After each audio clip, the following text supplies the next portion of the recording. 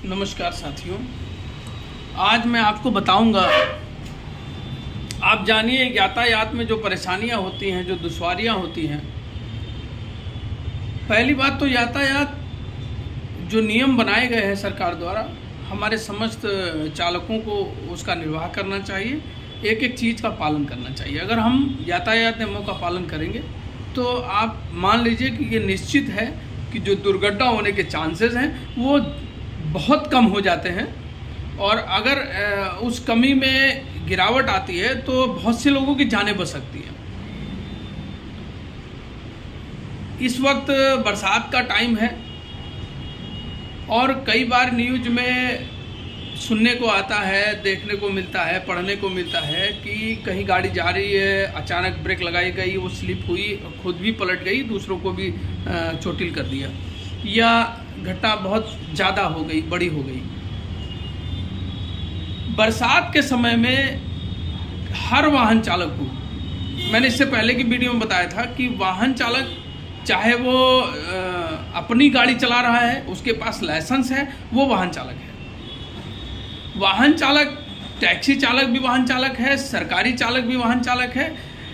Even मैं ये कहना चाहता हूँ कि जिस व्यक्ति के पास लाइसेंस है और वो वाहन का संचालन कर रहा है, वो वाहन चालक है उस वक्त।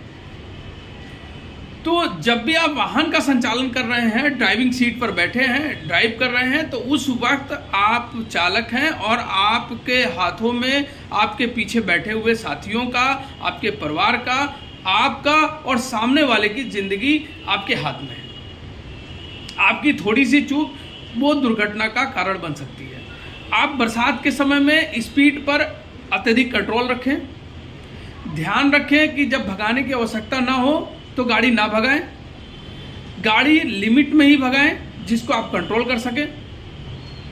बरसात में रोडों पर कीचड़ होता है, मिट्टी होती है, स्लिप करती है और ब्रेक लगाने पे पहियों में वो ग्रिपिंग नहीं मिल पाती जो मिलनी चाहिए, जिसकी वजह से गाड़ियां स्लिप कर जाती हैं और दूर तक स्लिप करके घिसट कर जा सकती हैं, गाड़ी कितनी भी अच्छी क्यों ना हो।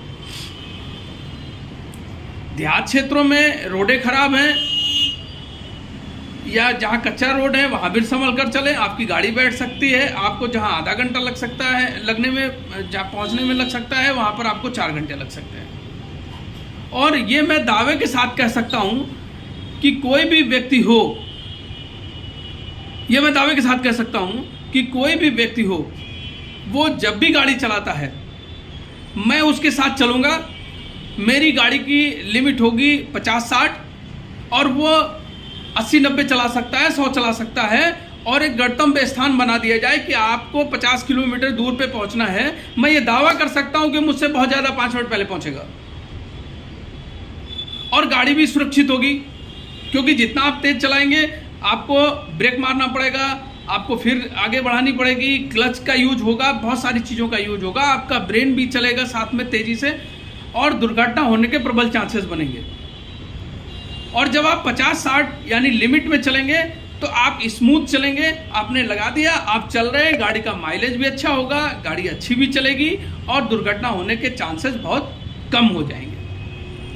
ये सब चीज़ें मैं आपको इसलिए बता रहा हूँ क्योंकि मैंने देखा है कि आज के समय बरसात में बहुत सारे एक्सीडेंट हो रहे हैं। आप सुरक्षित रहेंगे, आपका परिवार सुरक्षित रहेगा, दूसरे का परिवार सुरक्षित रहेगा, वाहन सुरक्षित रहेगी और सरकार की जो क्षति होती है वो भी नहीं होगी। यानी टोटल हम अपना भी फायदा कर रहे हैं, दूसरे का भी कर रहे हैं और अनजाना में या जानने में जैसे भी हो हम सरकार का भी फायदा कर रहे हैं, यानी देश का भी फायदा कर रहे हैं। दूसरा, फ़ोन का इस्तेमाल कम करें। जैसे आप फ़ोन का इस्तेमाल करते हैं तो मैं चाहता हूं कि आप फ़ोन का इस्तेमाल वाहन चलाते समय फ़ोन का इस्तेमाल बिल्कुल नहीं करना चाहिए। क्योंकि फ़ोन के इस्तेमाल से आपका दिमाग डाइवर्ट होता है। अचानक कोई फ़ोन आ गया, आप उसमें उसको देखने लगे, उसमें लग गए और क्षणिक एक्सीडेंट हो जाता है। 1 सेकंड के भी कई हजारों पार्ट्स कर लीजिए, उस एक क्षण में दुर्घटना ग्रसित हमारी वाहन हो सकती है, हम हो सकते हैं। तो वाहन चलाते समय